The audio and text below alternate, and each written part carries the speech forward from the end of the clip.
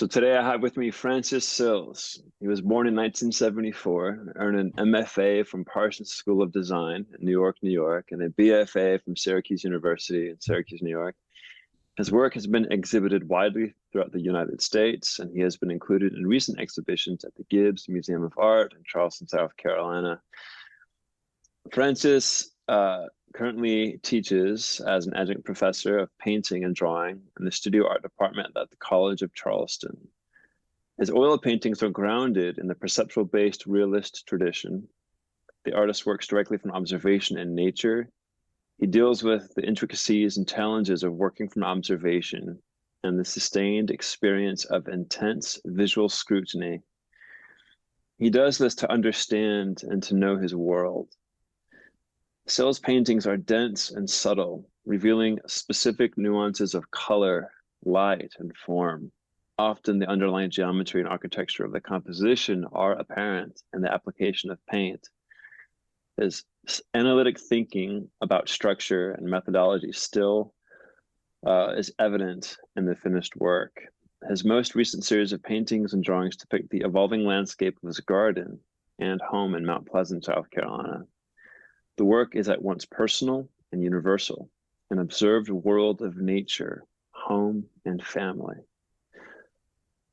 To find more information about his work and to see images of his work, visit francissills.com or follow Francis on Instagram at Francis Sills. Francis, I love to call you Frank, and I think we're cool with that. So I want to thank you for joining me and being here today, man. Thanks so much. Thanks for having me, Brian. This is a great idea. I'm looking forward to our discussion. It's always good just to talk about painting, you know. Yeah, definitely. Sometimes I can just sort of generate dialogues in my mind and then just keep it kind of the hamster wheel spinning. So it's good just to do a little back and forth and have something in front of us to talk about. So looking forward to it. Yeah. Likewise, man. Well, what did you want to talk about today? Well, when I saw your post, you know, I thought it was obviously like a great idea.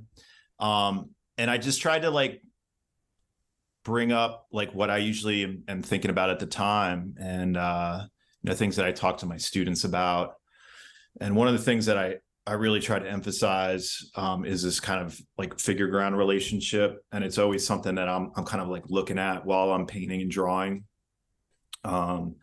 Like how we're like perceiving space and how we're depicting it. And, you know, looking at these objects kind of placed back in space. And like when we go to translate that onto a two-dimensional surface, like the cool things that we can do with that, like the kind of playful things that we can kind of mess around with spatially. And so, you know, like not seeing things in isolation, you know, like as an object against this sort of nothingness. But as I build a painting, you know, I'm gradually like introducing relationships of things to each other, you know, so kind of like I always think of and I try to tell my students this too, like you're like constructing something, you know, you're building something, and you're like, for me, I'm working perceptually. So you know, I'm kind of like looking at something out there, but I'm looking at how I can like organize it in this, like,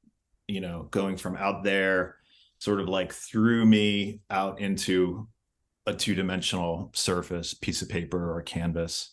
How do you make those kinds of decisions? Like what informs you through that process?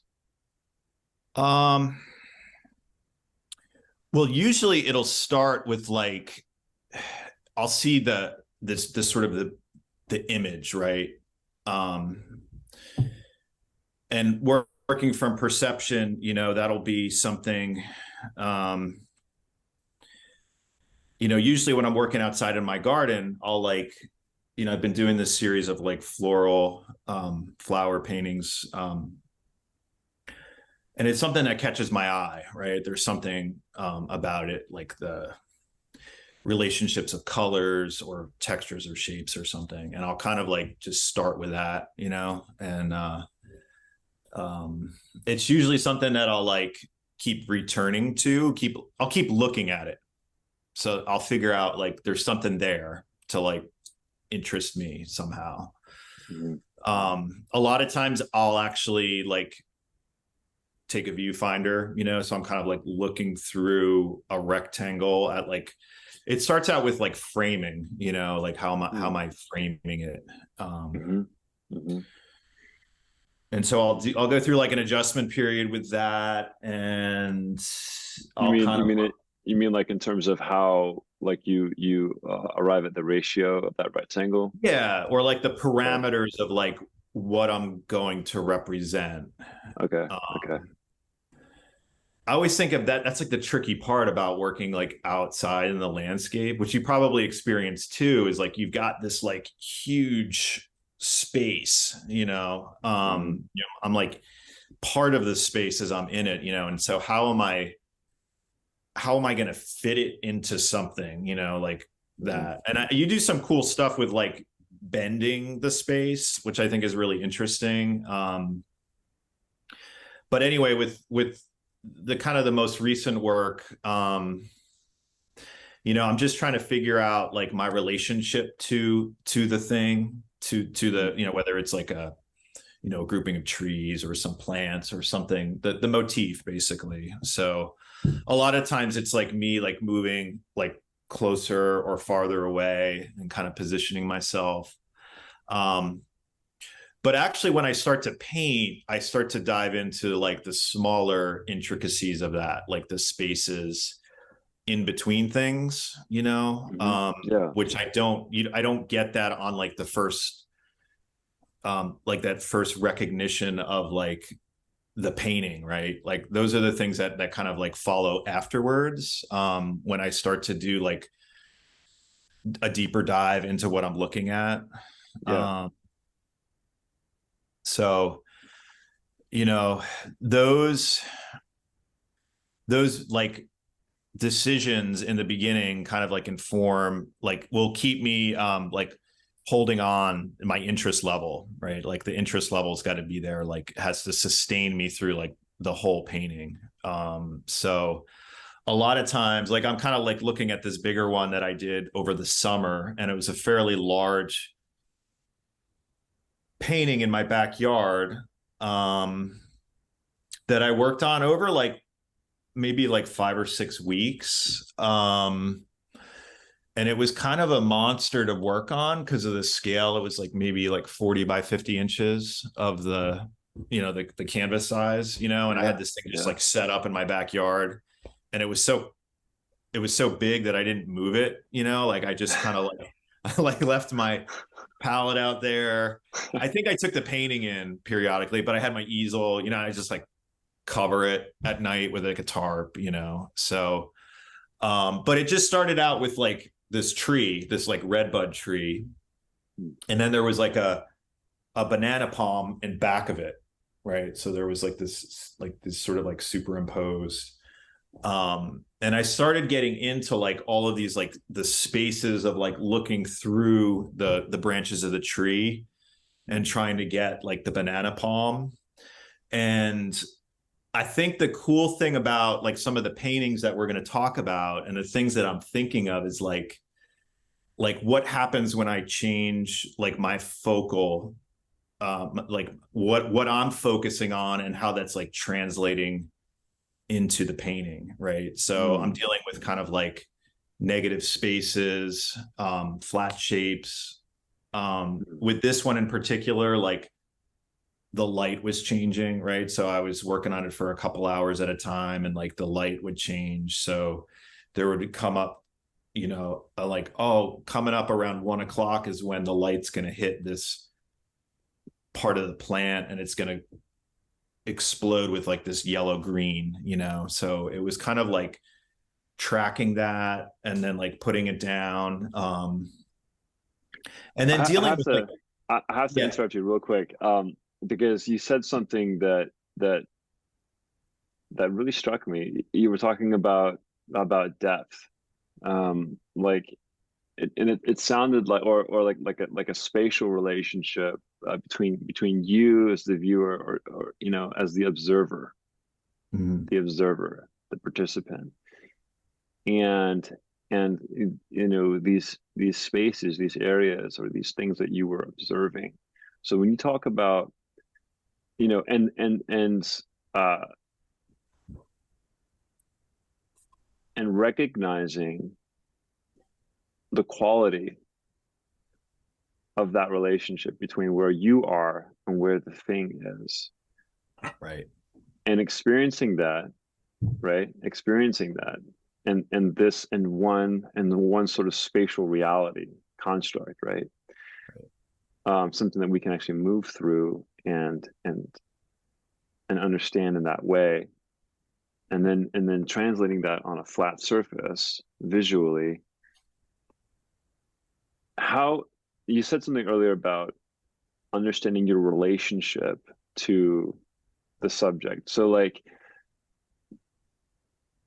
what do you mean by your relationship to it? And does that include this type of sort of awareness or process where you're moving into these spaces, um, through the eye, through this sort of like a visual empathy, and desire to understand something, um, and then sort of like learning how, or finding a way how to express that on the surface of like the painting surface through paint. Mhm. Mhm. Is that like something that is a part of what you mean by establishing your relationship, that you have to the Right. subject? Yeah, well, in this case, like with that painting, like the relationship started with the fact that I could see this tree from my porch, and it's just a beautiful red bud tree, and it's like the light comes through, and it's just visually seductive, like it started out with that. And I couldn't paint it from the spot on the porch just because there's not enough room, like logistically. But I did like sort of move, it was sort of like 6 feet away, sort of down on the ground where I could kind of find a spot. Like I knew that like that was the subject, was like this red bud tree.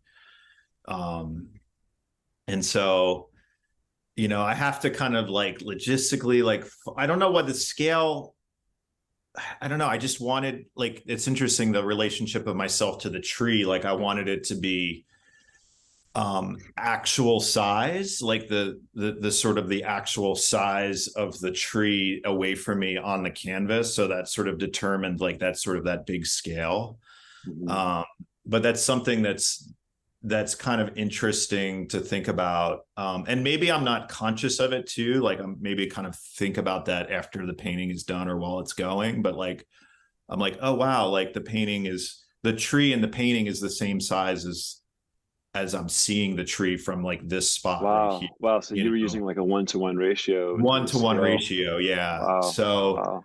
I feel like most comfortable in that. But then depending on the scale of what I'm painting, sometimes that makes that sort of impractical. Like it works if you're doing a little still life and it's, you got an 18 by 24 canvas and it's like, that's fine. But like, um, I don't know. I always think about like when I would look at like Lucian Freud's paintings, which you don't always get like when you see them as just like little images or in a book, but like Yeah. he does that. I mean, it's like the figures are the same size as they are away from him while he was painting it. So he does these really cool things. And I probably should have pulled up a Lucian Freud painting as like one of these images that we're talking about, because it's kind of like now I'm starting to think about that instead of Yeah. not just like figure ground relationship, but like, Yeah.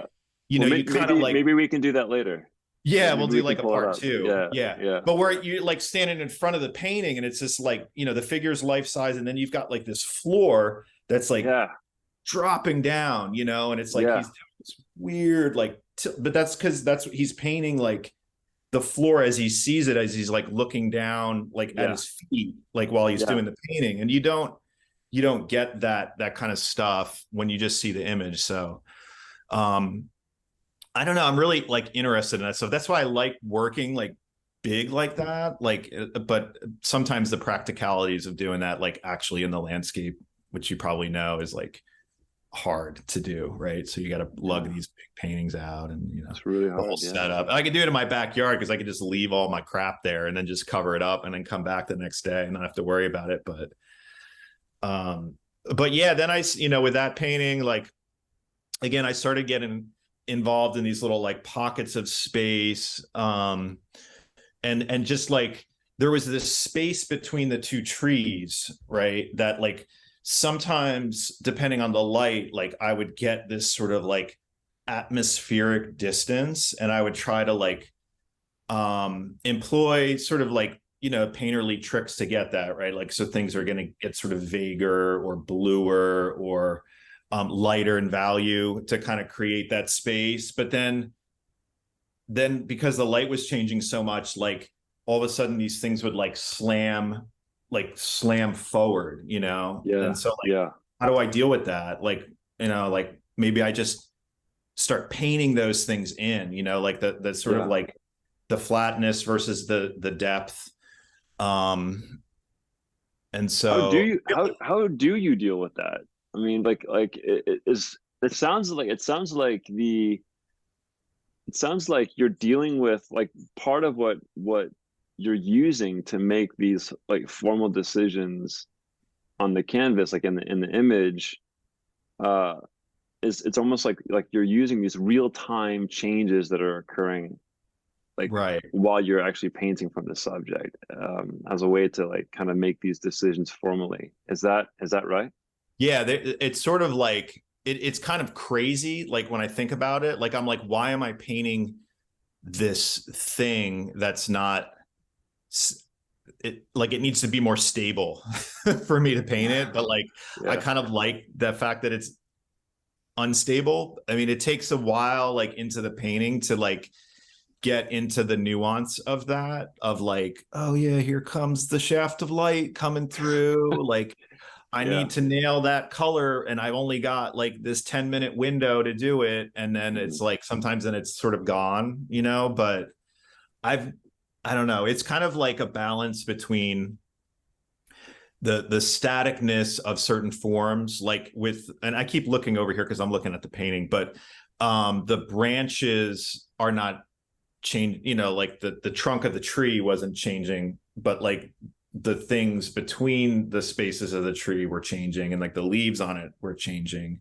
Mm. So it's like there's these sort of like static things in the composition that are sort of like remain sort of truer and more constant, and then there's like a lot of stuff like moving around. So Mm. it's kind of like lately I've just been it causes me to kind of bounce around the painting as I'm working on it. So in a good way, it allows me to like to always like treat the whole image at the same time, Yeah.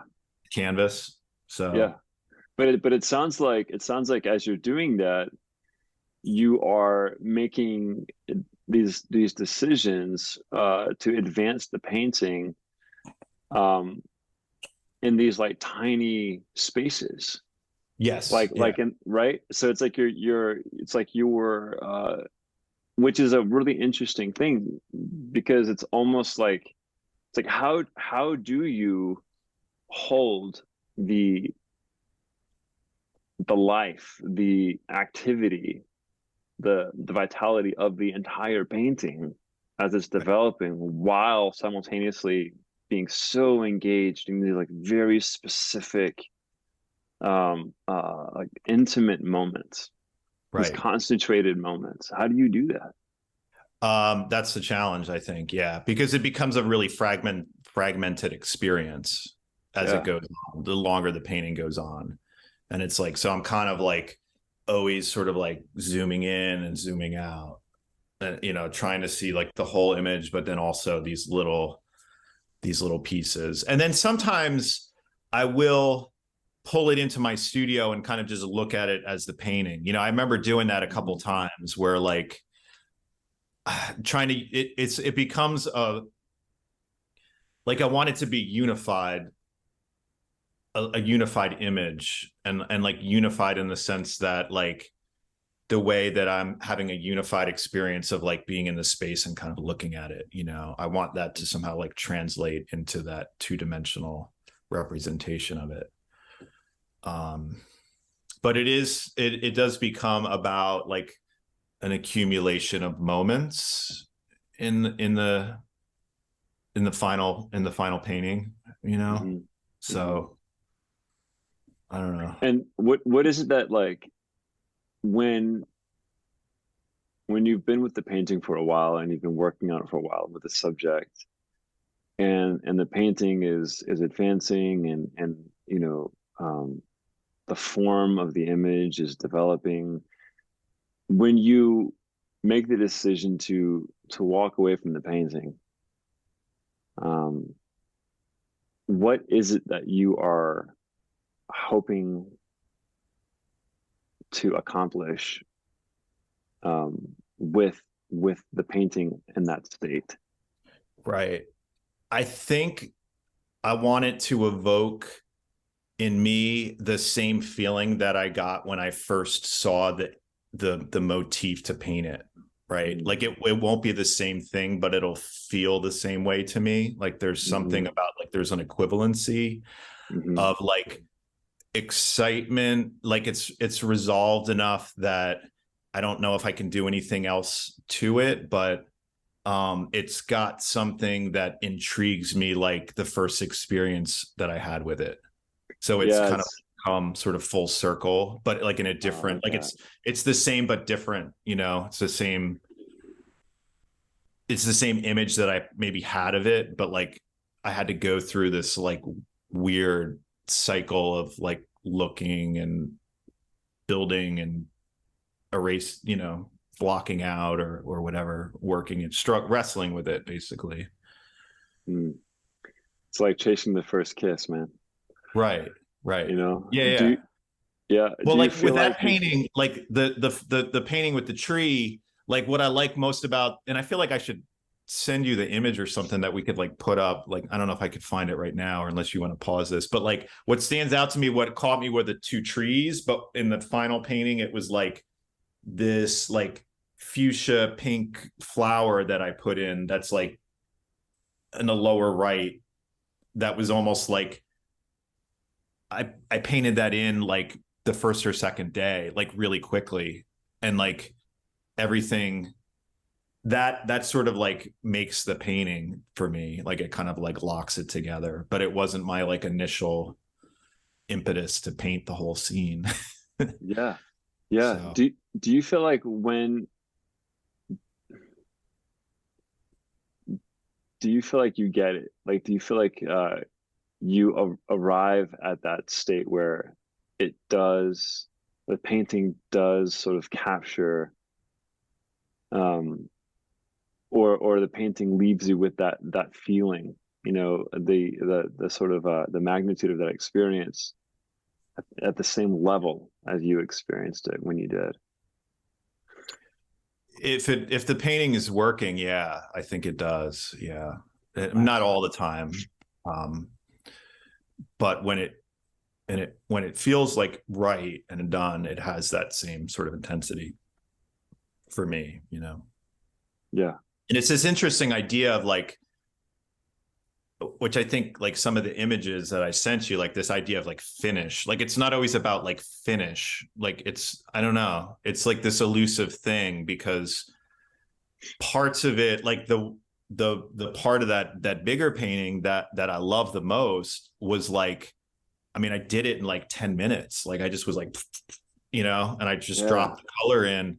And then Yeah. like another part of the painting, like there were these chairs that like the light was hitting these chairs, and I must have painted over it like 8 or 10 times, you know, like I just couldn't Yeah. get it. I couldn't get the color. I couldn't get like the shapes.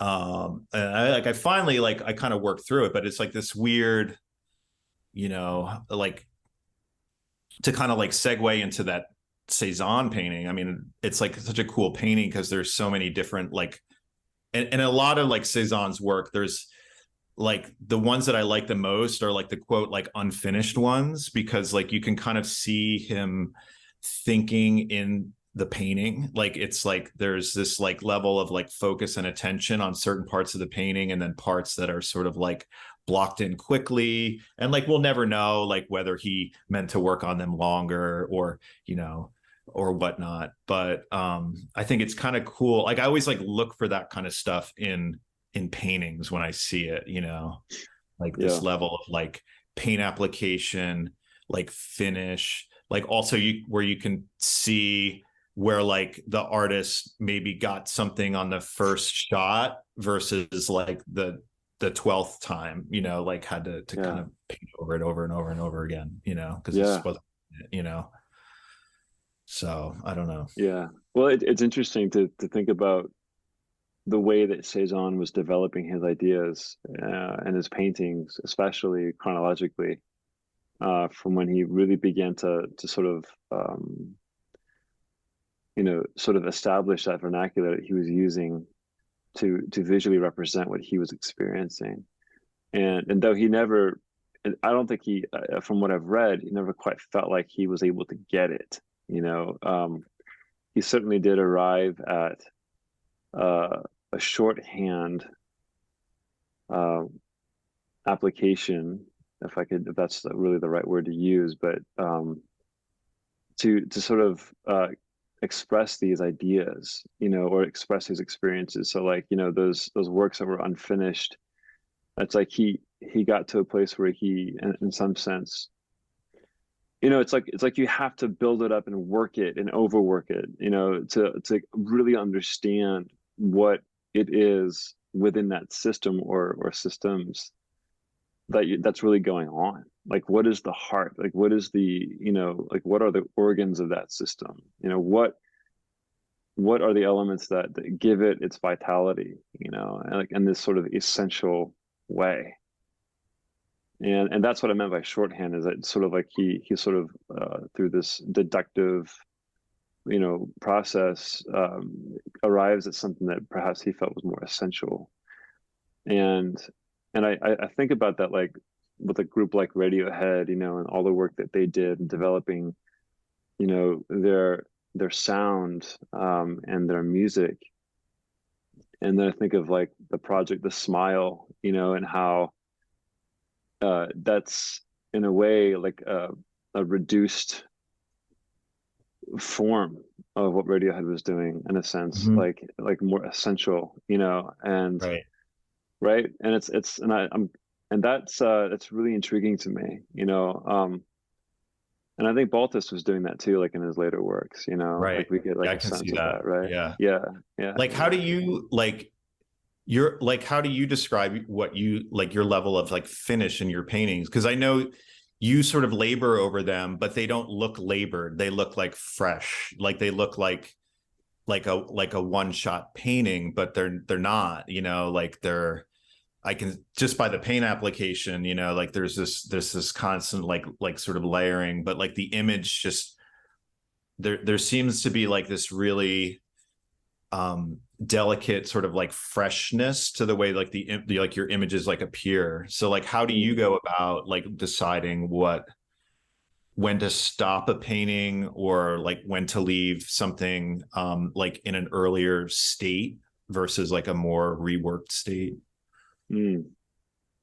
Well, first of all, I want to thank you for saying that, because I don't know if my paintings do that, you know, retain that sense of freshness and vitality, you know, or feeling of spontaneity or something like that. But it's really encouraging to hear you say that. So thank you for saying that, man.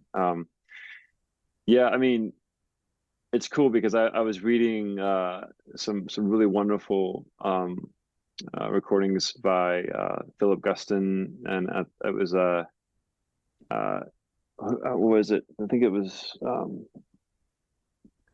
let's see here. Yeah, Clark Coolidge, you know, like he lived just a few minutes away from Guston in New York, and would go visit him a lot in his studio. Um, and Guston loved the way that Coolidge was able to access his work as you know, as a writer, Mm. not as a painter, right? Um, and Guston loved that, and poets and stuff, he really loved the way that they were able to access his work. And I remember him saying to Coolidge one time, he's like, look, work is never finished. Like a painting is never finished. Like it's just stop. Like you just stop, Right. you just, right. And he was talking about, and this is an idea that I think is pretty widely known or accepted, is that, one painting to another is like an ongoing conversation, Right. certainly for the painter, right? And so like for me, honestly, Frank, I developed the work. I just I have a feeling. I have a sense that the painting is wanting to go somewhere, Right. right? Um and the and it's interesting. So like after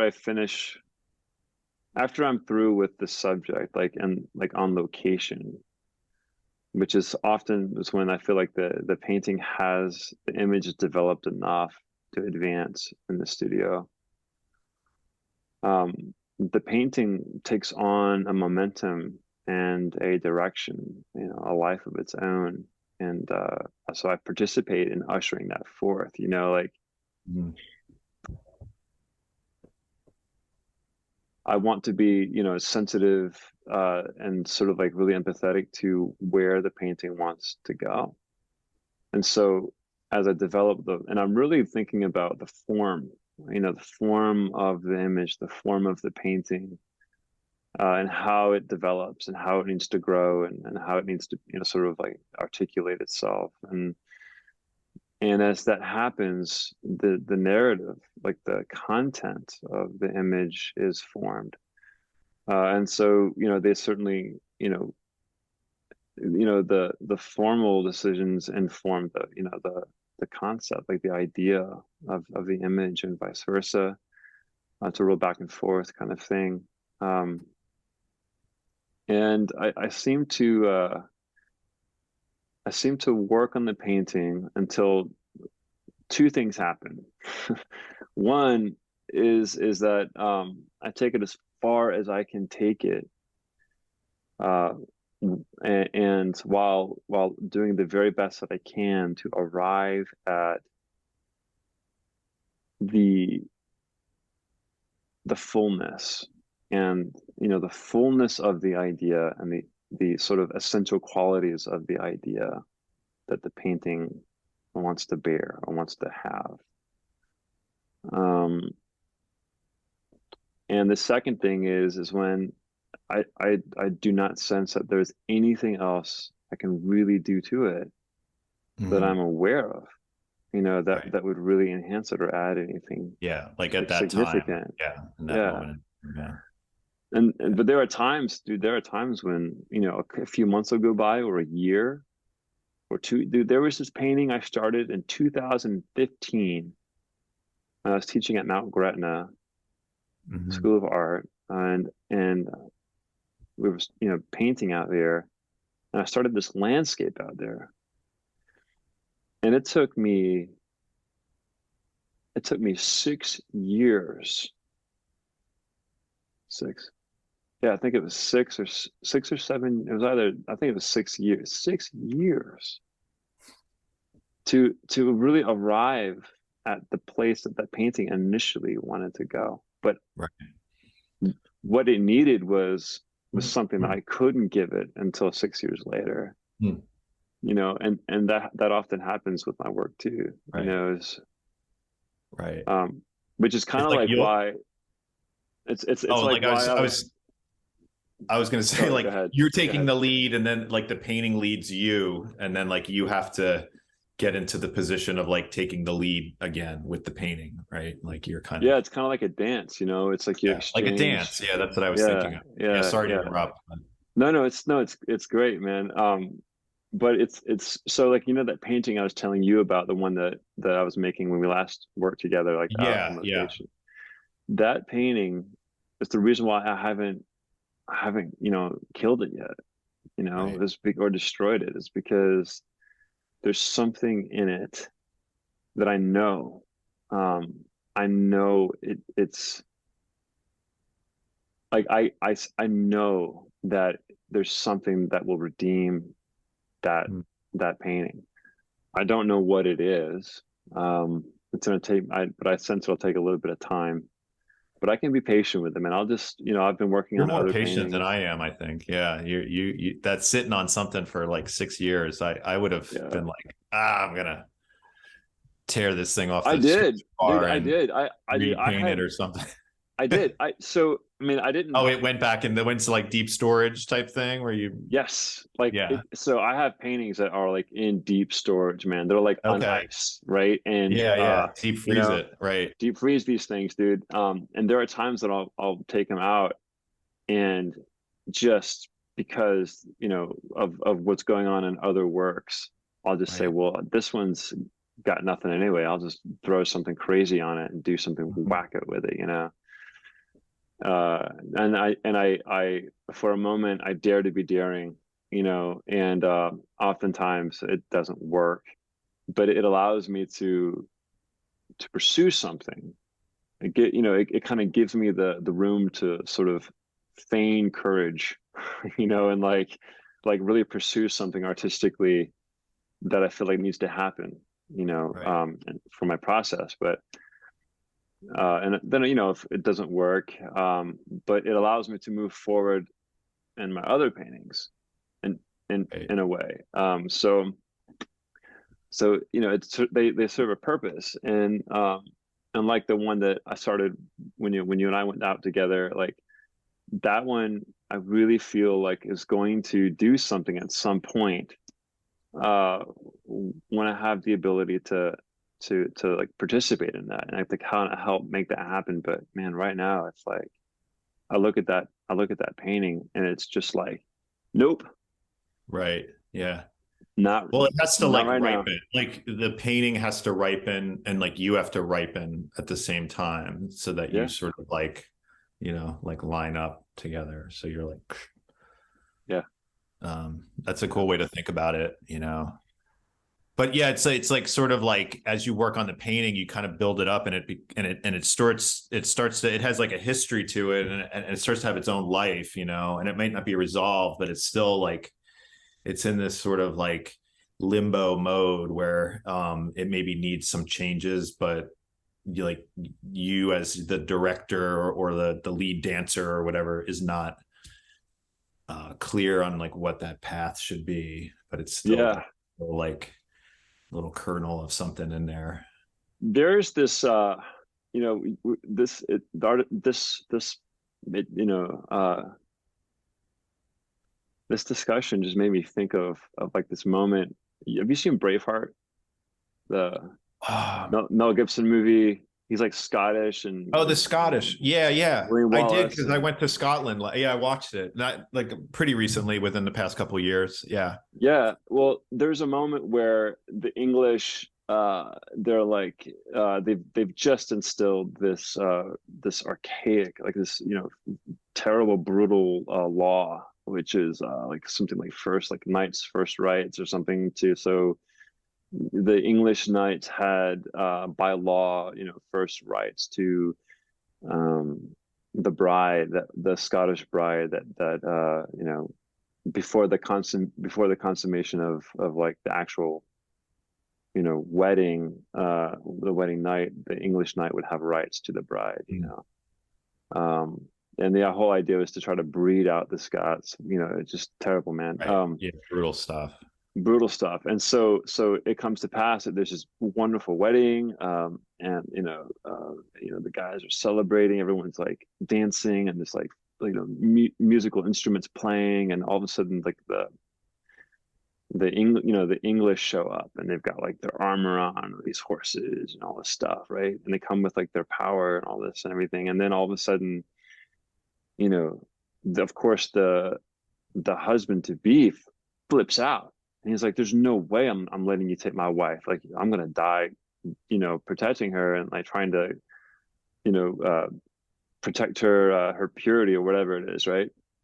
And uh and and so what happens is obviously, the English knights overpower the Scottish men, and they're like holding like the Scottish men like prisoner. They're like knives to like their, their necks, and I mean, blood is about to spill. This is about to go down in a terrible way, a tragic way. And then all of a sudden, the woman, the bride to be, like as silent and as soft and delicate as like a petal in the wind, man, just comes by and like touches the hand of like the English, knight that has like the guard that has like the knife to the guy's throat, and just like very delicately gestures, like kind of ushers it away from his throat.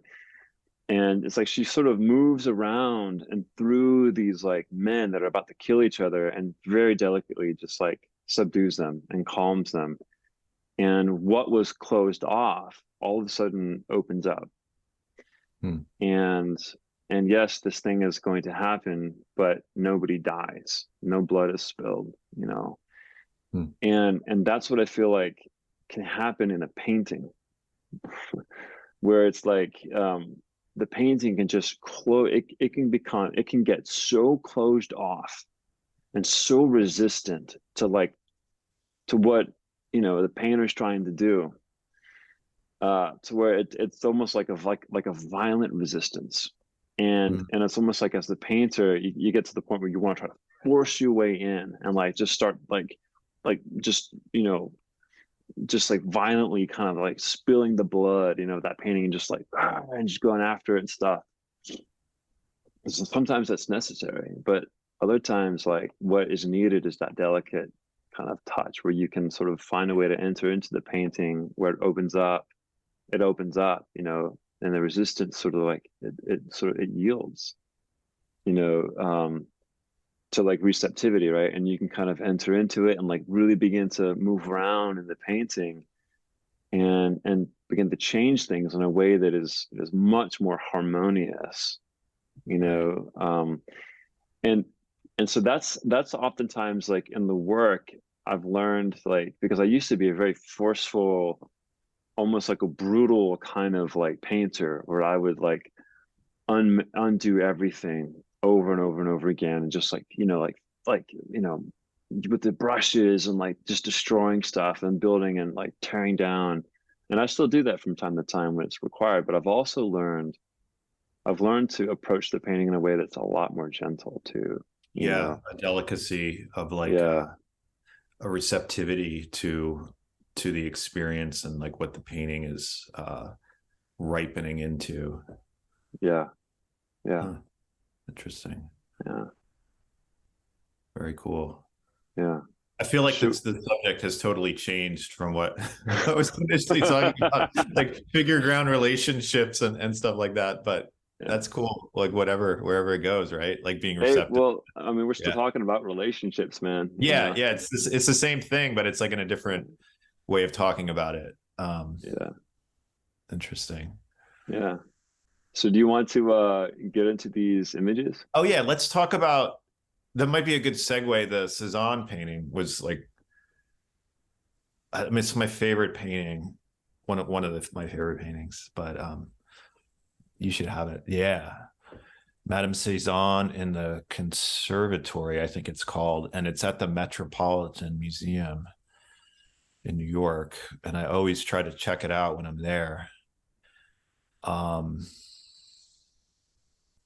I don't know where to start with it. I mean, I guess Well, why did you, okay, why do I like this painting? why did you choose this painting? Why did I choose it?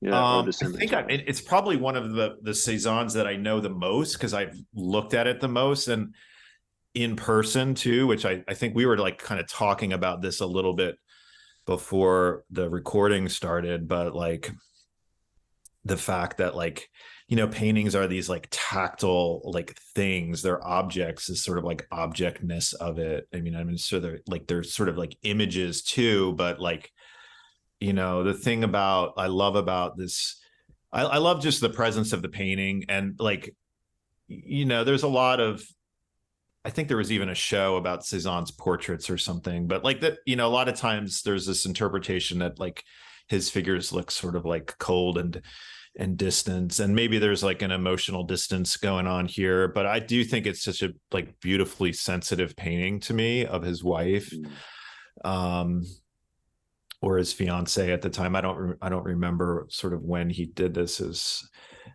great also because like what I was talking about as far as like seeing like the process of the painting is like there's these different levels of like finish in the painting.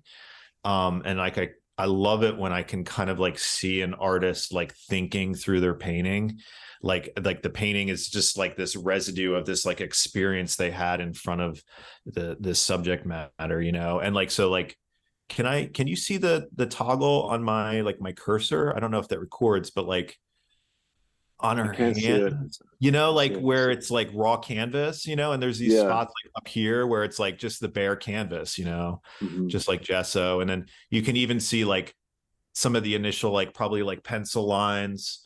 And then like all of these, this sort of like washy, scrubby type of stuff that he's doing with like that sort of indigo blue, where it's like, you know, first block in, right, of like the painting. And like this lower right hand corner. But then you've got like these moments of like the stuff that's going on like around the neck, you know. And there's a lot of these cool, you know, the fact that like the image is like his wife, and it's like there's this tree like growing out of her back, you know, like that's what it looks like. This thing is like there's like no space between her and this tree. It's like she's got this like appendage of a tree like coming out, right? And it like kind of is almost like it's in line with her shoulder, you know, which kind of connects to her hand, which is like connecting to this like part of the painting where it's like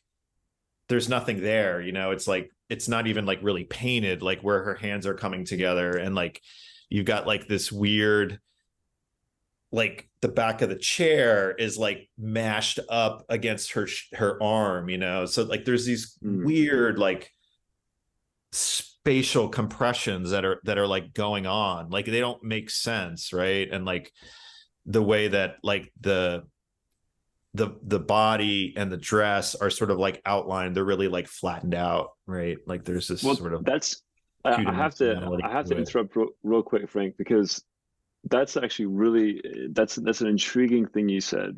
You said it doesn't make sense. Right. Now, like what? Like let's unpack that a little bit. Like what do you mean by that? Well, I don't know. Like I was thinking of like when I was talking about that bigger painting of mine, like my natural inclination would be to like see that space between, if I was looking at her, like I would see that space between her shoulder and like that ledge or the tree or whatever. Like I would want to define that space. Like that would be like something that would interest me as a painter. But like Cezanne like does that so many times, like all the time actually, like that where he just like sort of like defies my expectation of like what I should be focusing on. Um and like the thing I love about the painting is like this little weird little brushy thing, you know, like how it like overlaps the tree, right? So we've got like the shoulder, the tree, and then what I assume is like the ledge behind the tree, but he kind of like takes what's like behind and like pulls it in front by like taking that color, which kind of like slices across the whole canvas, right? We've got this like sunlit edge, and then he's just like he just sort of like drags that, like it's like this it's just like this I don't know, almost has like a sound to me like over the tree, Hmm. which sort of like weaves together these like different spaces of like logical visual order, you know, like front, middle, back. He takes what's in the back and like puts it in between like front and middle, you know, if that makes Hmm. sense. Yeah, it totally. Yeah. um Yeah. that's what I mean, like it doesn't make sense, like because I don't know, like if I would have ever I think that's the genius of Cezanne, is like, why would you do that? But it holds this painting in such a beautiful like tension of like, it's like the image and like that diagonal and the tree, they're like all meeting at like this point right here.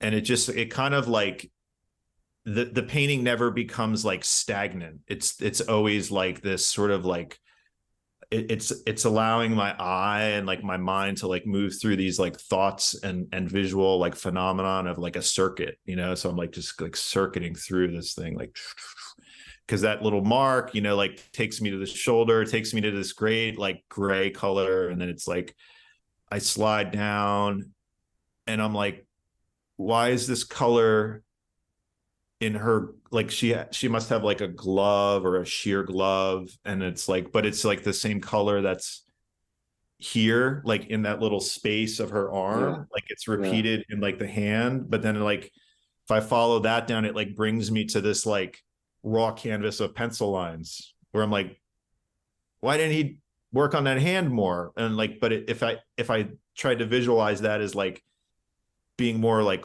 finished or resolved or something, like it wouldn't have that dynamic flow thing that it kind of and even just like the way that this little squiggly thing like kind of like zips me back up into the plants over here. It's just this kind of like, I don't know, to me it's like looking at a living like aquarium or something where everything's like bubbling and moving, and you know, it's alive to me. So I'd love to hear your thoughts on it. I don't know, that's kind of like what initially, Yeah. that spot right there in particular is like that thing like, coming out of her neck with the tree, and you know, it's just like this Yeah. weird, uh I don't know, like, ooh.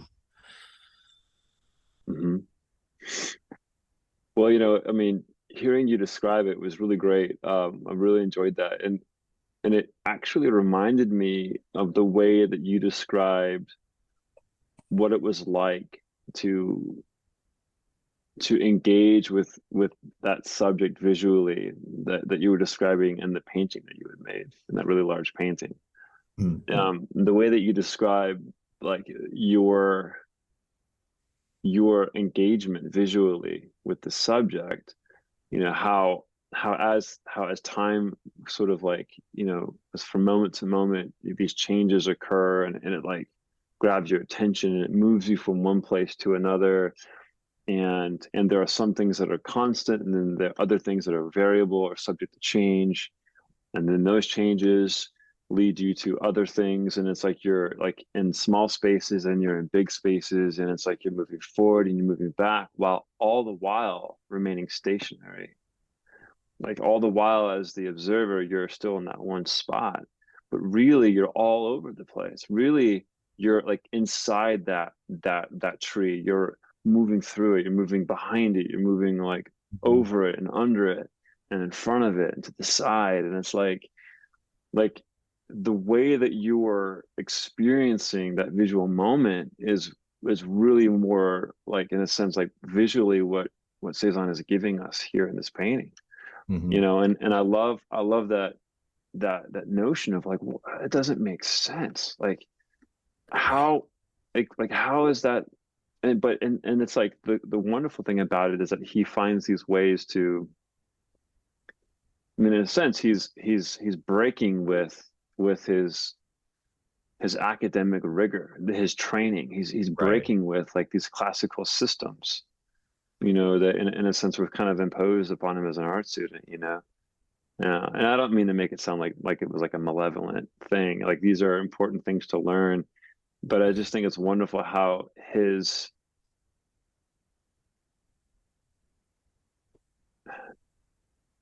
what he needed as as a human, as an artist.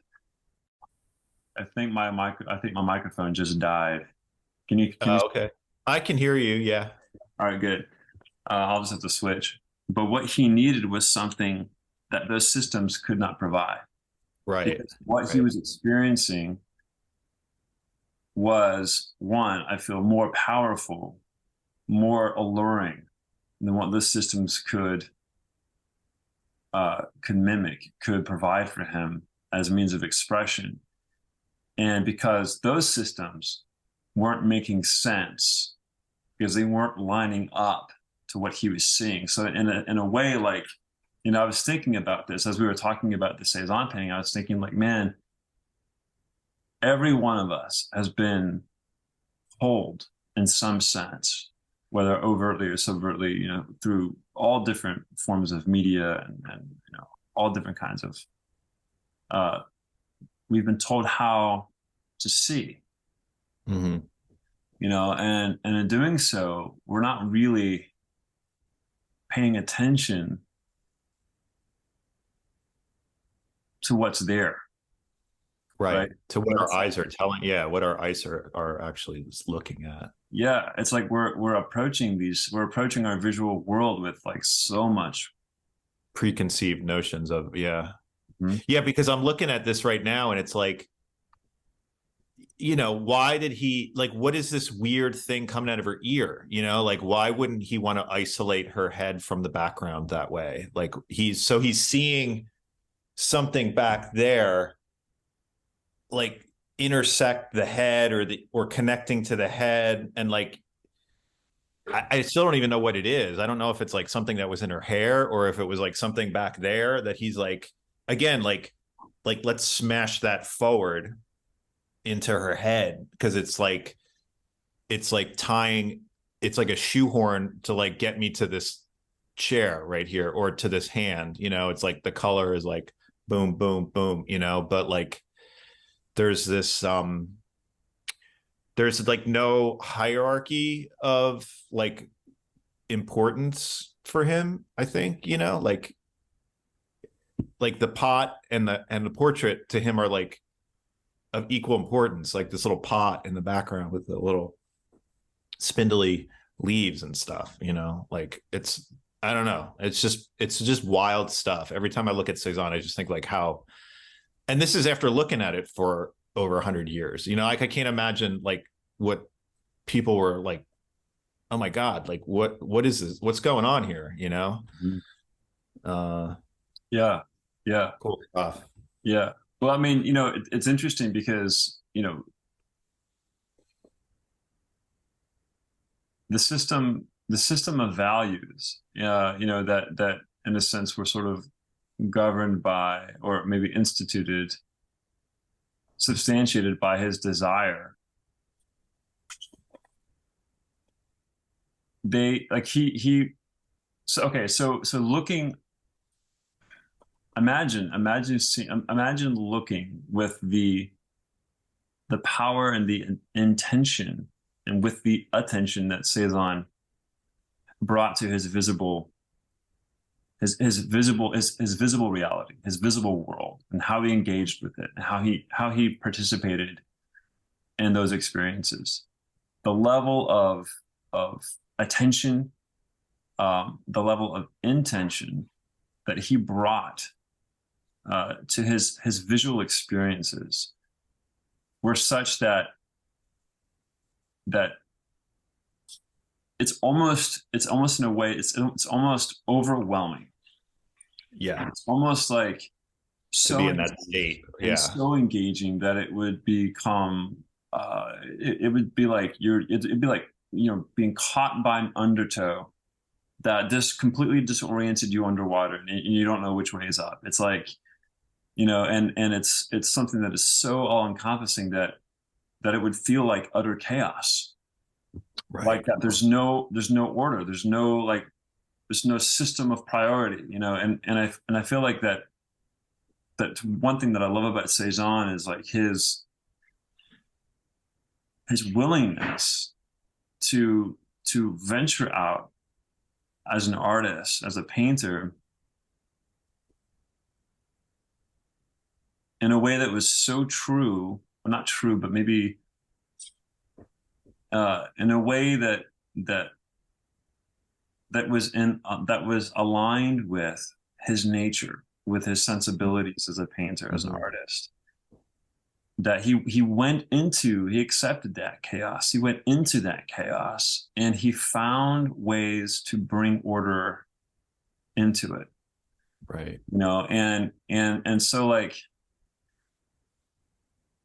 so we're talking about figure ground relationships. We're talking about like the form of the image and how there are certain things that advance and recede.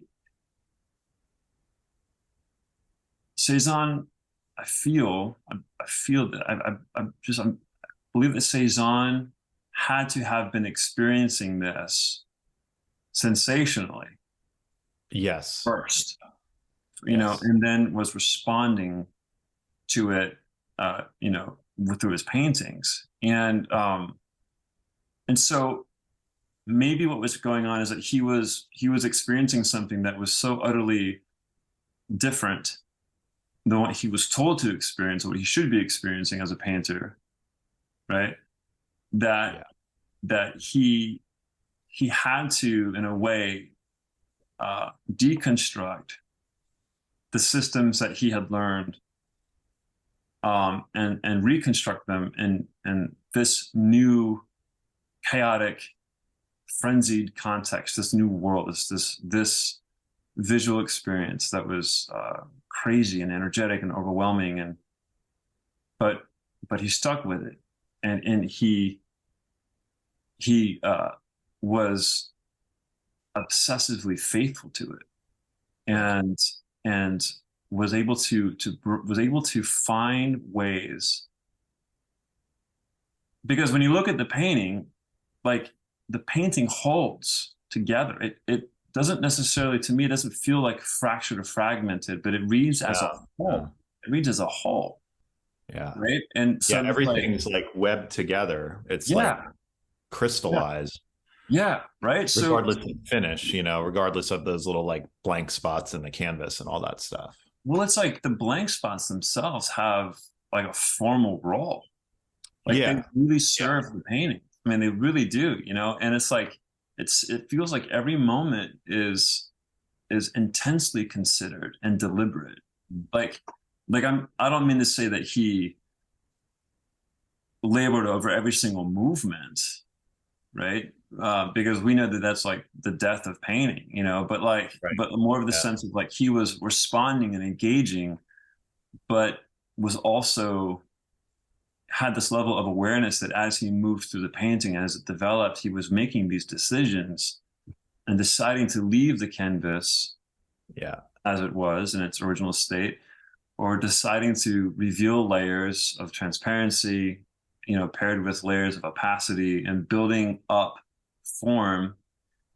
And it's interesting because, like, transparency and opacity, those begin to have figure ground relationships, and then like the color temperature shifting and how he's allowing the perceived space that is further back in the painting, which we would just sort of like assume that was in the background.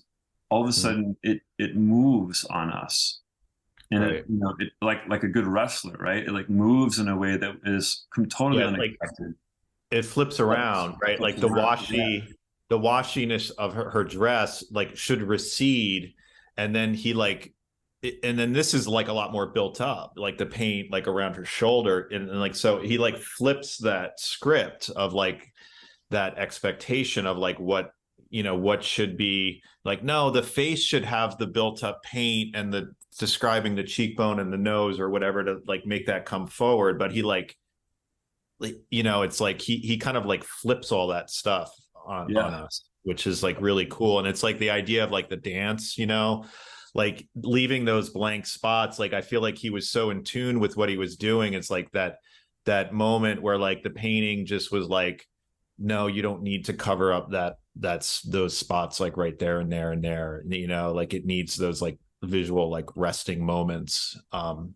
Whether he was conscious of that or not. I kind of think that he like, he's going into this thing with like this ultimate like fine-tuned like beginner's mind, like he was so in tune with this stuff that was in front of him, like you said, that like he was allowing like the painting to like talk back to him. oh, definitely, man, Yeah. absolutely, yeah, yeah, Yeah, even just that little red spot, like that little like flick of like paint, where he like breaks the little like diagonal with the red, and then it's like in the tree back there. I don't know. It's just, to me, this is like just magical stuff to me. Yeah. Just the aliveness of it. The whole thing just seems very alive to me. Oh yeah. Which I just revel in it. Yeah. Yeah. And that's the thing. And you know, what I think a mark of it, like a really, really good painting is one that, you know, like the more you sit with it and the more you look at it, the more you see. And you just like, you realize just how masterful, like how masterful of a composer Cezanne, you know, was, and he was making these paintings, and you know, arriving at these instances that where something so small would contribute something so large, right, to the painting. And it's also like the scale of the painting too is such that we were talking about that relationship of like the space between the viewer and the subject is like when you stand in front of this thing. I mean, it's about like 30 by 40-ish, but it's like she's like, when you're standing in front of the painting, it's like you're standing in front of her, because that ratio is like 1-to-1, you know, of like the distance that he was from her, that you are standing in front of the painting is the same. You know, it's not like he shrunk her down or she's bigger than life size. It's like she's there, like actually she's like the painted actual size of her in front of you as you're looking at the painting. Wow. Well, that's quite a gift that he gives the viewer to share in that intimacy, like that space, that he would allow the viewer to stand where he was in proximity to, you know, his soon to be bride. You know, it's pretty amazing. Right. Yeah. Huh. You know, it's interesting too, because it's like to me, like I'm looking at this Cezanne painting and I'm like, yeah, this is much, I feel like this is much more accurate to actually how we see, how we construct space in the mind. You know, it's just that as we do it, we turn it into something else. Like we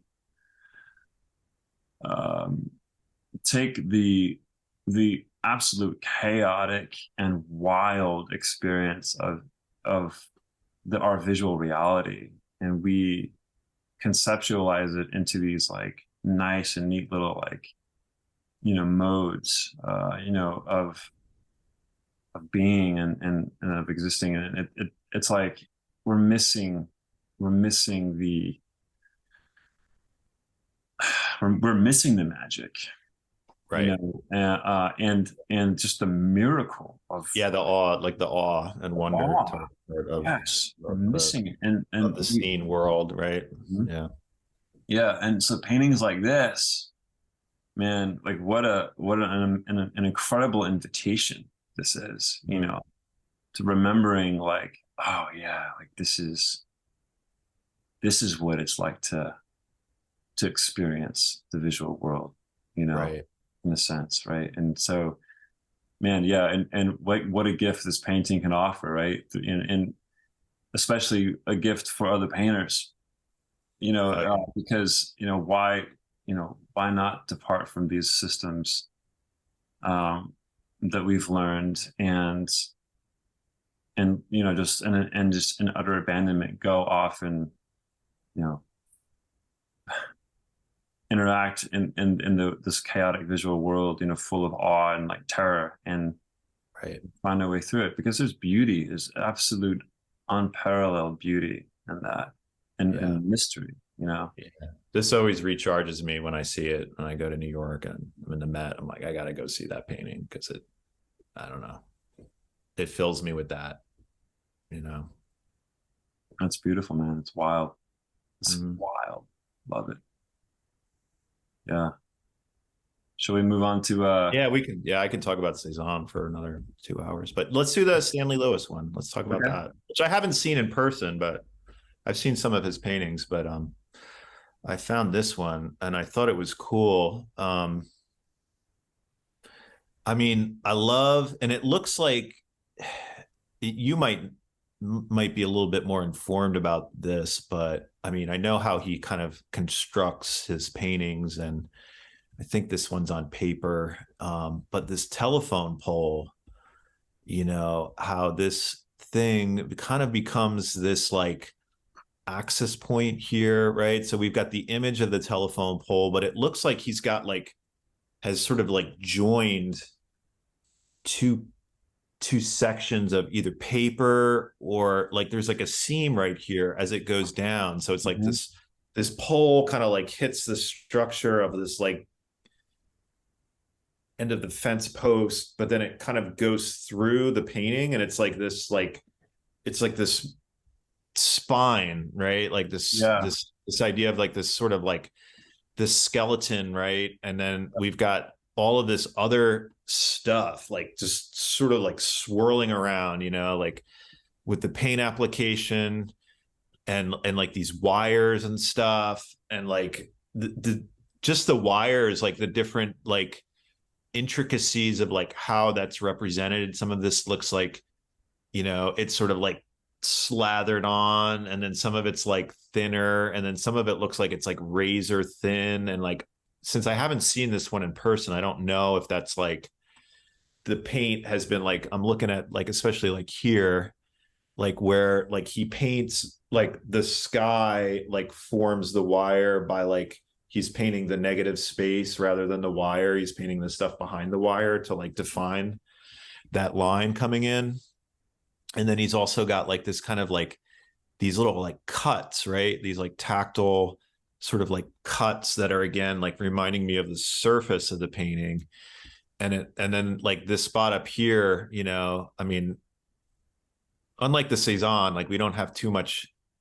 I mean, we've got gaps to like the ground, but like there's nothing like in the Cezanne where it's like Stanley Lewis is like frosting the cake here, like this stuff, like this cloud, right? This kind of vaporous stuff, which is like almost like encrusted on the surface. So again, like pulling like these things that are like in the background, like forward, like kind of like flipping that spatial script of like that figure ground reversal. And like this cool little, again, these little moments of like delicacy of like this spot right here on the trees, right? Where these like things, like these branches, like look at how different that is than that looks almost like cruder, like that upper left where it's like, yeah, if you can kind of zoom in a little bit more, but like look at the delicacy of that and like this little pocket of like space over here,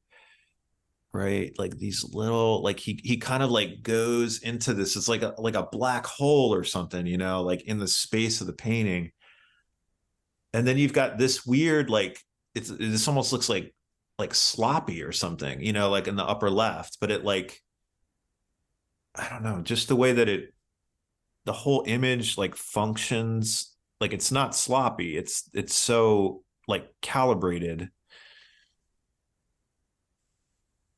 I don't know.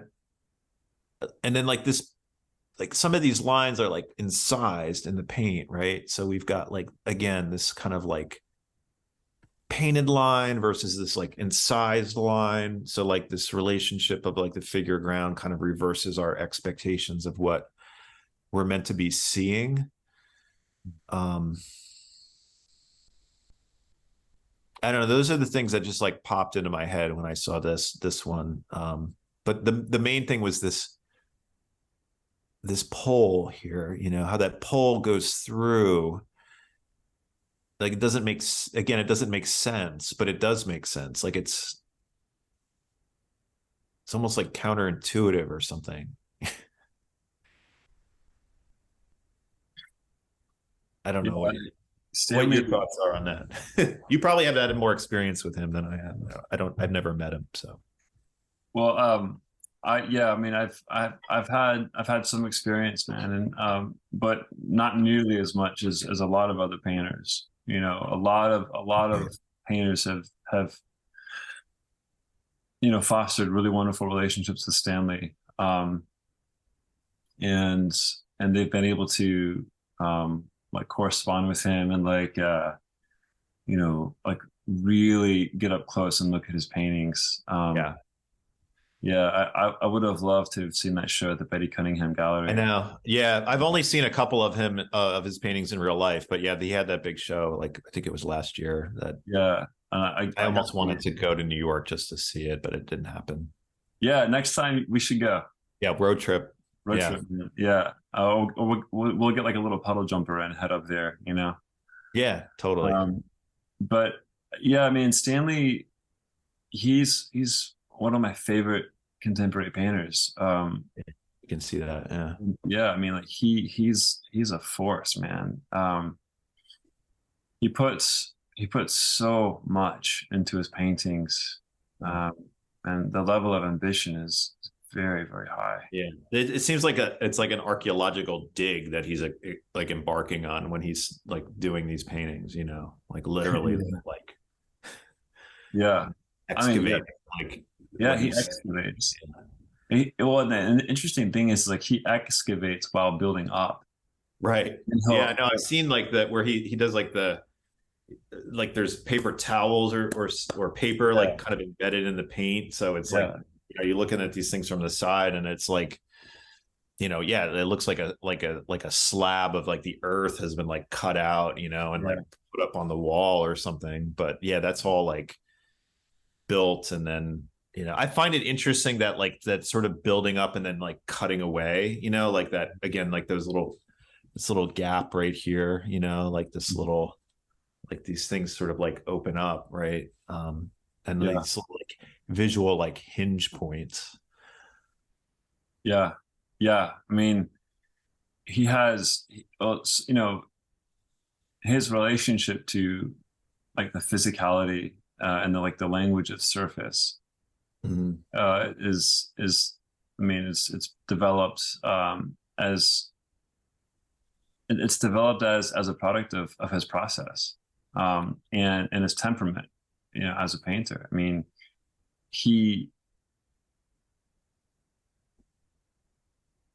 I feel like Stanley, I feel like he internalizes. I feel like he internalizes the action of space.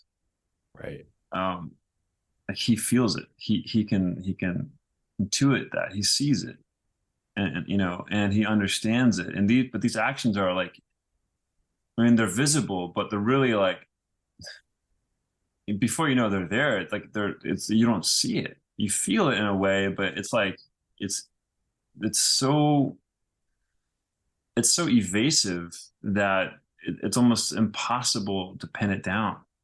And you really can't really pin it down because these actions are in constant motion. Yeah, they're always, everything's moving.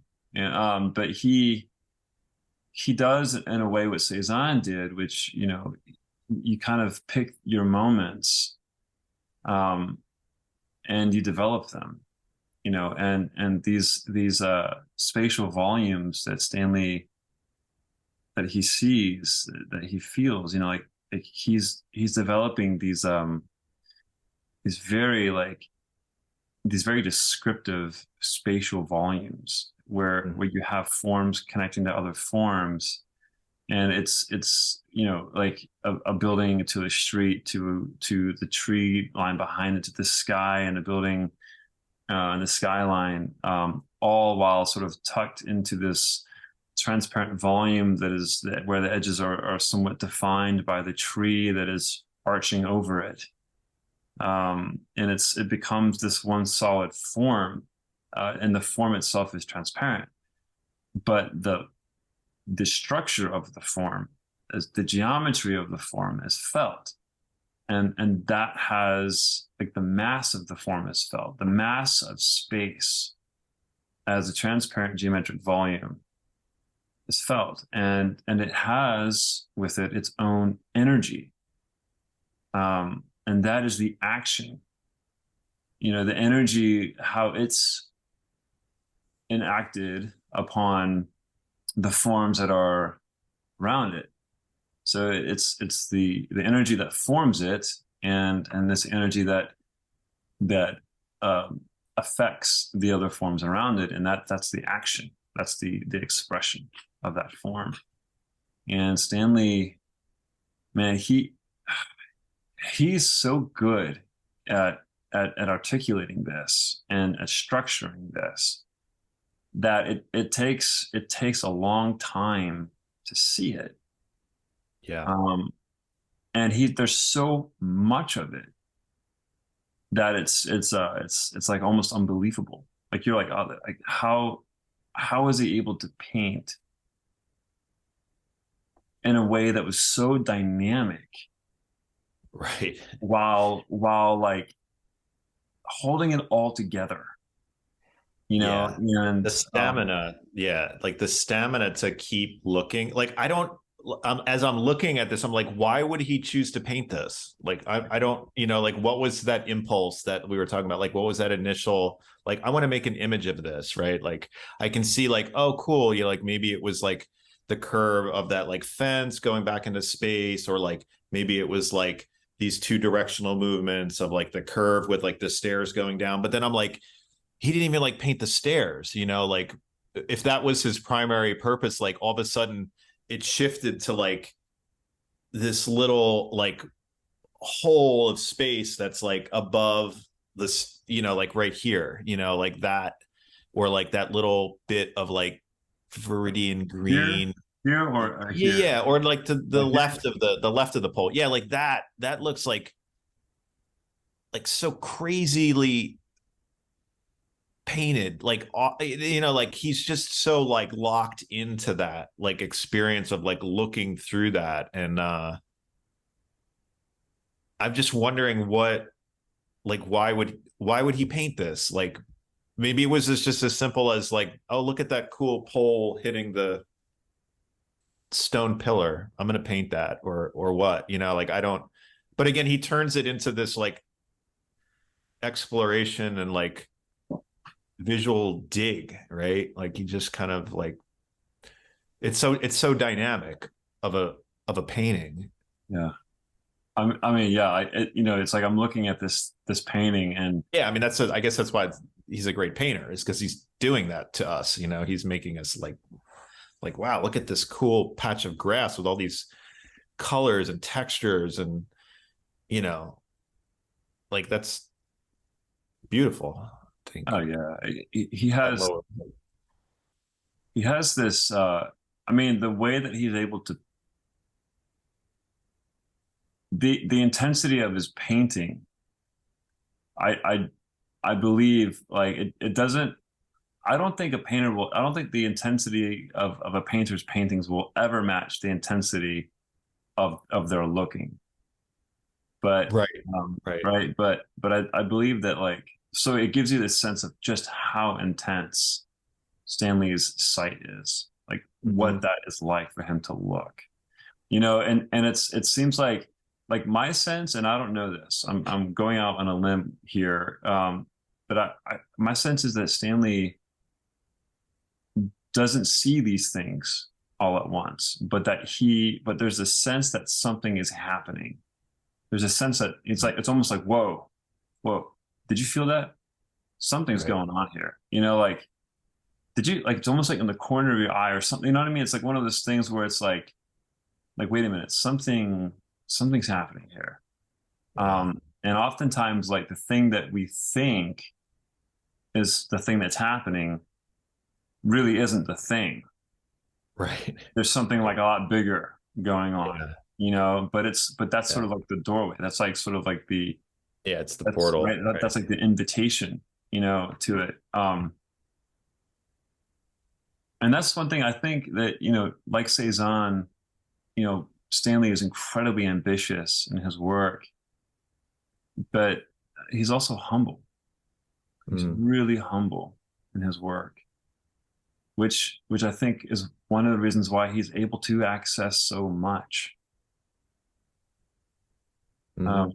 Because it allows him to be open and it Yeah, allows it's like a him to like, receptivity to it. Yeah. yeah. He doesn't come with all these preconceptions, these preconceived ideas of what this is supposed to be like and that. And it's like he just shows up, Hmm. you know, and allows the thing to be what it is. Yeah. And then it's like he engages with it, man. And it's like what he comes away with is phenomenal. It's like it's phenomenal. Right. It's like you look at Yeah. this painting and it's just like visual phenomenal. You're like, what the Yeah. what's going on? Yeah. It's Yeah. incredible, man. And like the Cezanne, man, his paintings they teach. They Mhm. reveal like the magnitude of like the visible world, what it's like to look, to really see. It's intense, it's wild, it's frenzied, man. You know, and you know, I'm it's looking at like this spot over here in the middle, like on the right. Like, like here. no, keep going where the white is, and it looks like it's kind of scratched out, you know? Like, Yeah. I don't know what like that little pattern is, but like I'm Oh, looking at. that might be like a paper towel or something, Oh, okay. Yeah, I don't know if we can. or like a piece of cloth or Yeah, something. yeah, yeah. It looks like there's something embedded, but then it looks like he kind of scraped back into the paint or something. Like, I don't know. Mhm. That's why it's. I don't know. We have to look at these in person, but Yeah, yeah. sometimes this format isn't always good. But you know what I mean. But like that, I don't know. Just the like those decisions and like how that scratching back leads me to this little gap in the this little sort of gash between the seams of the paper. Yeah. Cool stuff. I don't know. This is inspiring me. We have see two more Yeah, images. yeah. Should we go to Maybe go to the Gorky? Gorky one. Yeah, the Gorky would be cool to talk about. Um, I really love like sort of Gorky's later stuff, where he's developed this like visual shorthand and this kind of language, you know, which again, I think he, you know, definitely ties him into Cezanne and Picasso, Moreau, like a lot of Gorky's early stuff. You can kind of see that he was trying to find himself. And I believe a lot of his work, you know, was mostly done in the studio, but he would do these like drawings. I think he had family, or maybe his wife's family was from, they had a farm in Virginia. So he would go there and like do all of these drawings, like kind of in the landscape, which are really quite beautiful. This seems like it might have been more of a studio painting. And I think this is called like something about like the coxcomb or something. There's all these sort of like rooster images that you can kind of see like over here.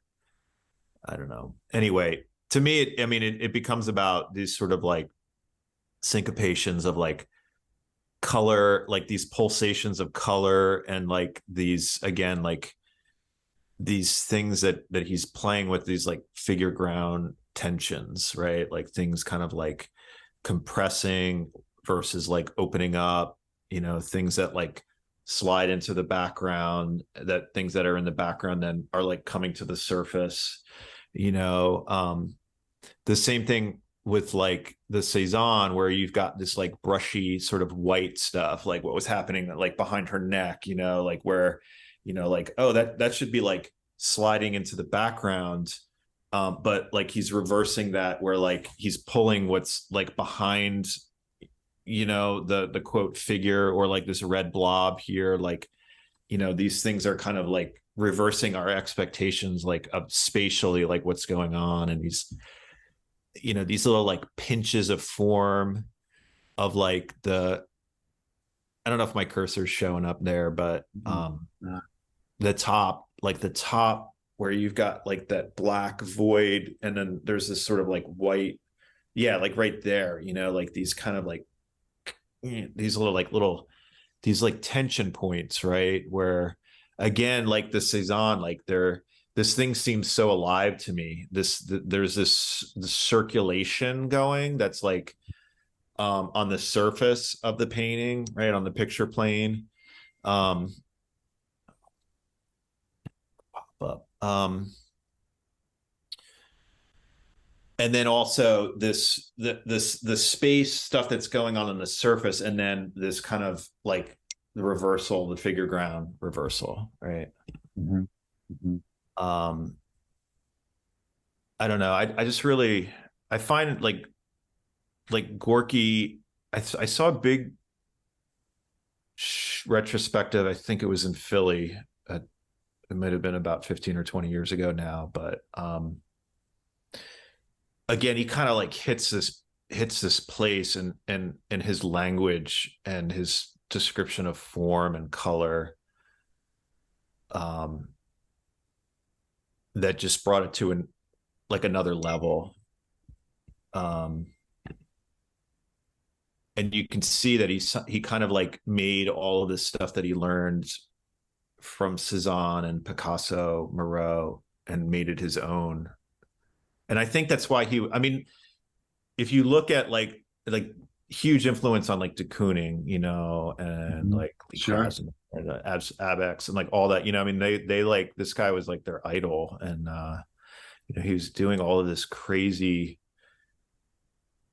stuff with the space, which I think is really profound. And a lot of this, I'm not sure the size of this painting, but I think it's probably fairly big, Mm-hmm.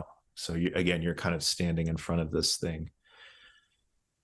The scale of it is like kind of determining your experience and your reaction. Yeah. And kind of weird. I mean, like the colors are just like kind of weird, like kind of sort of gaudy and ugly a little bit, but like the way that they're working together, like these sort of like these weird like browns and kind of gold colors, and like these bright blues. I don't know. These things, they sort of, they have this pulsation of life that I can kind of see in the Cezanne and the Stanley Lewis, for sure. Oh yeah. Oh yeah. Yeah. Well, I mean, I feel like this painting too, and it's interesting because the geometry of the composition of this image reminds me some of early Guston's work, and he's doing these like paintings of children like battling in the city, kind of fighting each other, with like Mm-hmm. garbage can lids and 2x4s, and you've got arms and legs sticking out, and things of that nature. And this one in particular also reminds me of Guernica, like Picasso's Guernica, and Yeah, I can see you know, that. yeah, it's interesting, and because I know that William, or not William, but Willem de Kooning and Philip Guston were actually very close, really really good buddies. Mm-hmm. Yeah. And so I know that with the influence that Gorky had on de Kooning, Guston certainly would have been sensitive to that in his own work. It's interesting. We're talking about, like, we were just looking at these two figurative paintings, one Cezanne and Stanley Lewis, and really what we're responding to in those paintings, what we're responding to are the same pictorial realities, that are happening here, that are present in this image. Yeah. And I mean, that's, like in this painting too, I mean, consider like the way that the eye moves back and forth, quick, rapid, and then slow, and then is anchored by something visually, and then is stimulated again to sort of like, pinball your way through, areas of this painting, and you hit bumpers and you get knocked over there, and you're like, like all these things that happen, are these are the actions of looking, like when you go into the woods, or like when you're walking through a neighborhood, or when you walk into a room, or when you're looking at someone's face, and you're moving across the, this sort of mountainous surface of their features, like this is how we see, You know, and even it's what's wonderful too when you start thinking about, well, what happens when you combine, you know, visual expressions of sound with the movement of sight, and how the mind moves through, the mind carries us through space. You know, we can be stationary and move all over the place in our minds through our eyes. And it's like, to add to it, you know, the sense of like the auditory sense, and like, you know, the sense of smell and taste, you know, like taste the air, you know, or like you smell, you know, the sort of like, you know, these sort of like natural odors that the farm produces, you know, and you know, all these different things. Mm. And you sort of combine all of these experiences into something that is visual, you know. So like there are moments where visually that we're like violently abrupt, like there's like violent abruptions to the pacing of the eye, you know. And then we have moments of rest and reprieve, you know, and we're swept up and we're carried along by something, and then we're dropped, you know, and we are released, and then we're sort of sustained by something else. And it's wonderful. You know, it's a really wonderful sort of journey that he's taking us on here, you know, through here. And so, you know, and this is abstract, but you know, it's about something that is real and tangible and personal and experiential. But yeah, I mean, it's and the wonderful thing too is that with all that's going on visually, like it still reads as one unified form, as one thing. Yeah. Yeah. I think it's just cool that he did all of these drawings like out in the actual space of the landscape, you know, where he was observing all of this stuff, all of this phenomenon. Yeah. And it's really cool, like too, like how like shapes and colors, you know, and line, like they function symbolically to represent these things. Yeah. So well, let's talk about Carrie Moyer's work. Yeah. I mean, I think like, and I've seen some of her work in person, not this particular painting, but I was just trying to like mix up and deal again with like different sort of vocabularies of painting, but like we're all, you know, like we've been saying, like they're all talking about the same stuff here, you know, like all of this like visual language of relationships of like surface and spatial tensions and ideas of like what's in the back coming forward and overlapping.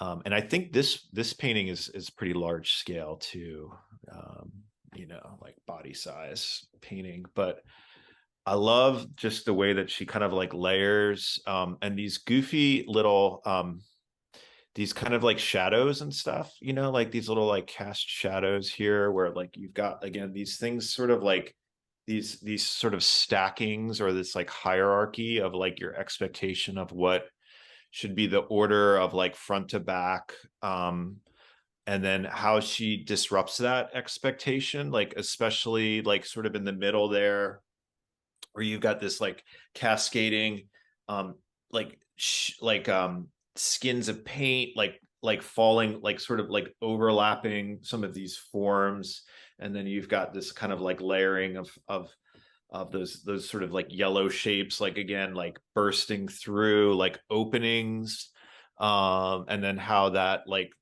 that main sort of yellow shape again gets like overlapped by the lower right hand like green sort of, I'm not sure if they're drips or they're like sort of like lines or striations, but she's doing some really interesting stuff with the space and like that positive negative space and that relationship to my expectation of what the figure and the ground is. Like she's kind of like, again, I think like all of these artists like are approaching this idea of like playfulness with it, right? Like they're playing with the space. They're like just this, you had mentioned this sort of like pinball machine, and like again like with the Gorky, right? It's like I kind of think of it, I'm like outside like looking at this like natural phenomenon like a stream or something, and like you get these like sort of currents that come through, right? And there's like these little like eddies and things sort of like swirl there and they stay there and then they like kind of like break through, but like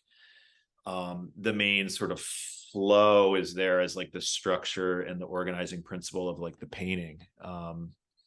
I don't know, I just, there's something about like the way that this sort of like yellow shape like came through this like hole in the brown shape, right? And how there's like just like a lot of stuff like occurring in that little moment there with like the this sort of like the drips going over. Again, I'm just like when I look at these, I'm just like, how did she make these? Like, how did she do this? Like, how does this magic happen? Like looking at at the other artists, like how did they do this? I don't know. It keeps me like really engaged and kind of in awe, you know. Mhm. Well, I mean, like one thing that's so interesting that certainly sets this painting apart from the others is the emphasis on like the graphic quality of the image.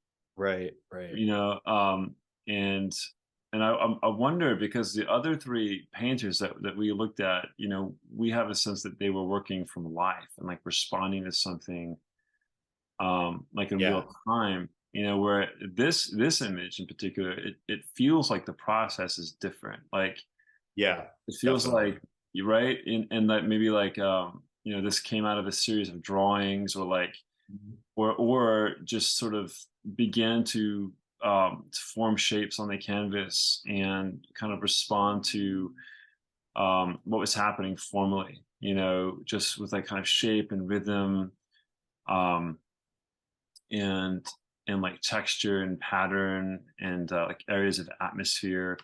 And it's interesting because like even the areas that would be like read as more atmospheric, even they have like a stark flatness to them, Right. like an apparent flatness. Like you have to sort of stay with it for a while to sort of enter into a kind of atmosphere.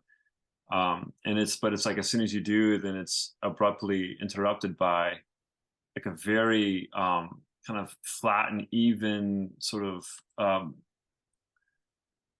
articulated shape, Yeah, and that's interesting. So like, the form, like this really feels kind of like a collage in a way, like a collage of sort of like elements that are overlapping and but like the more time you spend with it, it really begins to kind of like in a like a very subtle and sort of sneaky way it, like there are areas that really begin to expand and open up, you know yeah, um and yeah, I find it to be interesting, but it's interesting because like as I look at this, like I don't like with the other three paintings, I felt like it read as a like the whole painting was like one form. right. Because I feel like this is kind of arrived at a composite of individual forms, and so it's like I almost read it as like a form within a space, and Yeah, the rectangle simply provides the boundary to that space, like yeah, it's cropping it in a sense. So like I feel like that the form as so like as opposed to like where I feel like in the other paintings the boundary of the picture plane was what helped to shape the form of the image. Like they were mhm, engaging the boundaries in a way that helped kind of like they agitated or like they activated the edge of the boundaries of the picture plane to increase tension or to add pressure to the form of the image. Whereas in this one, I feel like that's not happening. right. I feel like in this painting, like the edges are being used as almost like a cropping device, where Yeah. it's like the sense that I get is that the space expands beyond these edges, and that the form of the shapes, and the sort of the composite, collaged form, expands beyond the boundaries. But one thing um, that I find that the edges of the picture plane do compositionally is that it sort of like it directs me visually, as opposed to how, and sort of like directs me, as to how I engage with the shapes. Yeah. You I can know, see that, like that idea of the cropping and like the boundary of the edge, and like that upper right hand corner, how that looks sort of cropped off, but then you've got that sort of like blue, which again is sort of like kissing the side there, and it kind of sweeps down, So I think she's playing with all of this stuff, like this idea of like, I'm seeing this like fragment of this larger thing, that has that feeling. It's almost like looking through some kind of like screens that are in my way, like where I want to go back into the space, and sort of like the upper left there, the more organic space, the atmospheric, like you said. um and then she's kind of like playing with that tension of like these things being like in your way, that you're trying to like kind of look through, and like you want to move back into that space. And I love this little like moment here, um like where the black, they almost look like thumbprints or something, where they're like, yeah, like it's like these like footprints have like interrupted like what I what I was like concentrating on or something, like where this thing that like the more atmospheric stuff in the back like came and like did a little walk like over like that red shape, in a similar way that like that lower right, where that green, like those green lines like come down and sort of like overlap that yellow a little bit. mhm. um I don't know, I feel like this painting and like a lot of her work like it's this very like nuanced, subtle, like it's very Yeah, like graphically bold, like it kind of hits you right away, but like as I sit with these, I sort of like steep into the space, and like I kind of find myself mm, moving in and around them and through them in kind of an interesting way. And I think also like with this painting, and I know it's sort of a larger scale, so probably standing in front of it would be a different experience than looking at yeah, it like yeah, 5 by 7 inches on my screen here. yeah, So yeah. I like what you said, about being steeped in this space, like you're steeping in this mhm. space. That's nice. I like that. Yeah. Yeah, it's cool stuff. Yeah, it's a little, I don't know. I mean, I think it flows out of like the other, like it definitely for me were like related to the Gorky paintings and his work. And but it does have more of a hard edged sort of, I mean, I know she was a graphic designer too, so there's like a lot of that element in her work, but I don't know. I just decided to like, for some reason I thought of her work as like thrown in with the other artists, specifically about just like figure ground relationships and stuff. Yeah. Well, it's one thing More that, synthetic. These seem more this seems more synthetic feeling than the other ones. I mean, I'm not sure what, if this is, I'm assuming this might be more of a acrylic based paint, or she might be taping things off and stenciling and stuff like that. It probably might just be intrinsically different feeling than an oil on a brush with canvas type of experience that Gorky, Cezanne, and Stanley Lewis are doing. But I don't know. There it is. I like it, man. I really do. It's a challenging piece, and Yeah. yeah, and she's making like some really good decisions, formally. And and that's kind of what's interesting too, is that like, you know, it feels like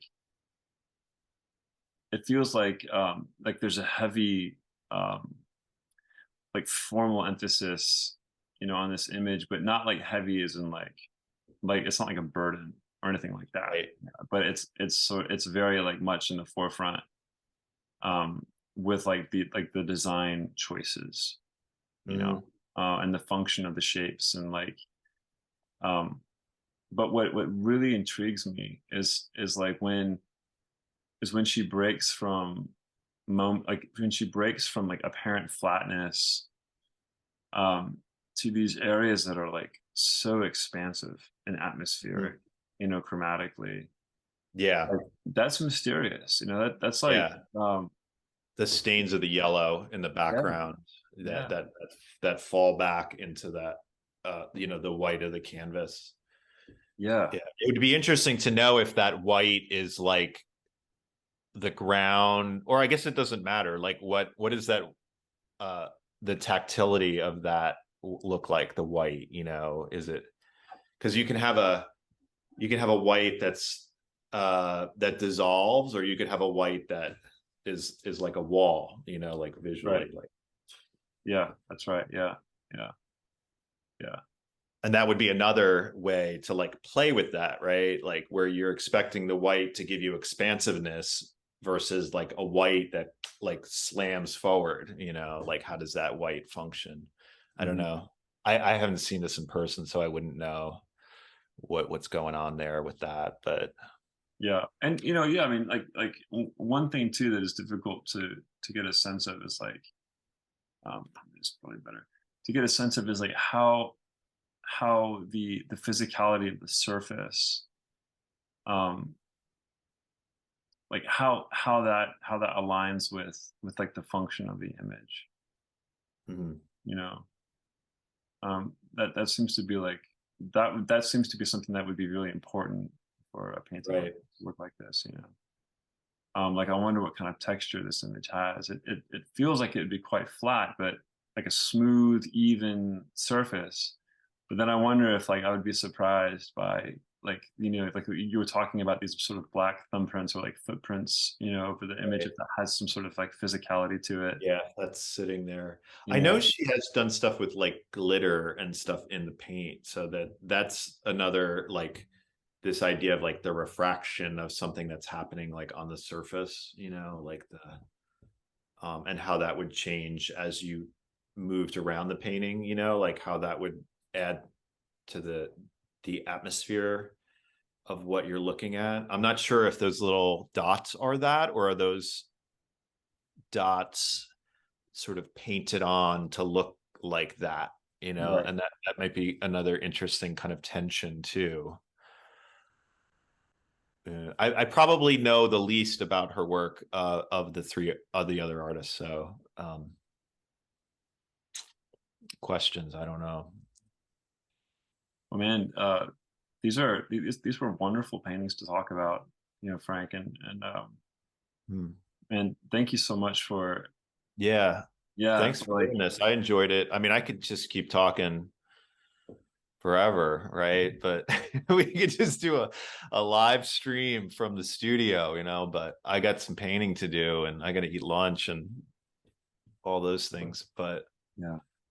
um Well, yeah, it's cool. man, it's been wonderful, you know, to connect again. And yeah, this was a great conversation. Thanks. Yeah, enjoyed it.